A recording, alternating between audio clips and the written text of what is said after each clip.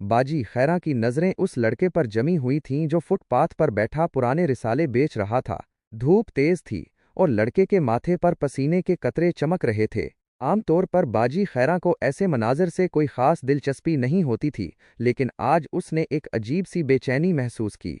अचानक एक मोटरसाइकिल सवार तेजी से आया और जाते हुए लड़के के रिसालों के ढेर पर पांव रख गया। रिसाले मिट्टी में लथड़ गए और लड़का घबराकर उन्हें उठाने लगा। बाजी खैरा ने देखा कि मोटरसाइकिल सवार रुका नहीं, ना ही उसने मुआफ़ी मांगी, बल्कि इसके चेहरे पर एक हल्की सी मुस्कुराहट थी।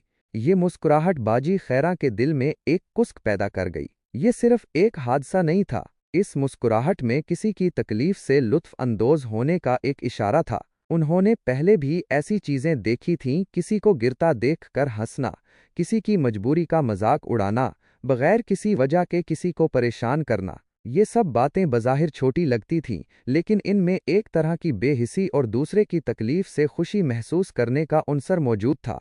अगले दिन बाजी खैरा ने मोहल्ले की खवातीन के साथ बैठे हुए इस वाक़े का जिक्र किया। हैरत अंगेज़ तौर पर कई और खवातीन ने भी ऐसे ही वाक़यात सुनाए, माइनस बस में किसी माजूर शख्स के लिए सेट ना छोड़ना, दुकान पर किसी गरीब को धुतकारना, सड़क पर गिरने वाले की मदद करने के बजाय तमाशा देखना। बातें करते करते उन्हें एहसास हुआ कि ये महज चंद बुरे वाक़यात नहीं हैं, ये एक तर्ज़े अमल है जो खामोशी से मुआशरे में सरायत कर रहा है।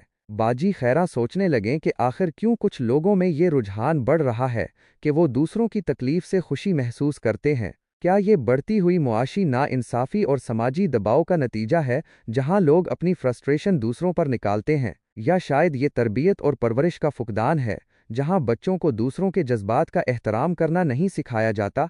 कुछ माहिरीन नफ्सियात का मानना है कि ताकत और कंट्रोल की ख्वाहिश भी इस रवैये को हुआ देती है। जब कोई शख्स खुद को बेइख्तियार महसूस करता है, तो दूसरों को तकलीफ पहुंचाकर वो एक आर्जी एहसास बरतरी हासिल करता है।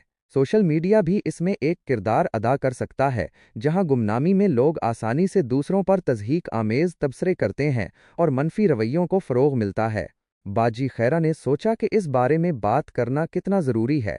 ये समझना ज़रूरी है कि किसी को तकलीफ पहुंचाकर या उनकी बेबसी का तमाशा बनाकर खुश होना कोई आम बात नहीं, बल्कि एक तरह की ज़हनी बीमारी है। हमें इस रवैये की निशानदही करनी चाहिए और उसे रोकने की कोशिश करनी चाहिए। छोटी छोटी नज़र आने वाली ये अज़ियतें मिलकर एक ऐसा माहौल बनाती हैं जहां दूसरे इंसानों के लिए रहम और हमदर्दी कम होती जाती है।